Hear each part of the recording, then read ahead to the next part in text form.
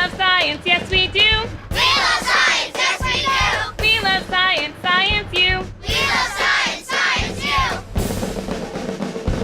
When I say science, you say you. Science You. Science You. Today, Science U campers are building and programming robots. Our robot can dance. We made a chomping alligator. Today we're gonna make a karate bot and chop Lego brick boards in half. Yeah! You have to try to figure out how to build an arm here to make sure that you can karate chop your breakaway team. A breakaway team. Yep. Building robots teaches us the relationship between mechanical movement and computer programming.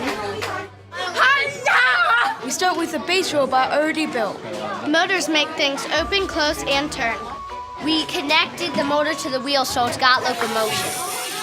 Then we add another motor for the karate chopping arm. So all the commands are at the bottom of the screen, and we can drag and drop them in the order that we want them to happen, like this. Now to design our chopping arm. I have an idea. What do you think is better, a long arm or a short arm? I'm thinking long because then it has more room to chop it.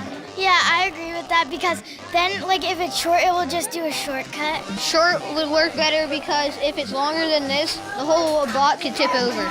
Hiya! Long gives the arm more torque, but too long sacrifices strength.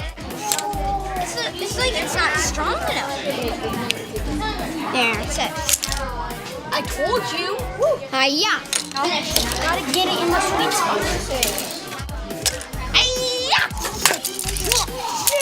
What kind of robot can you design and build?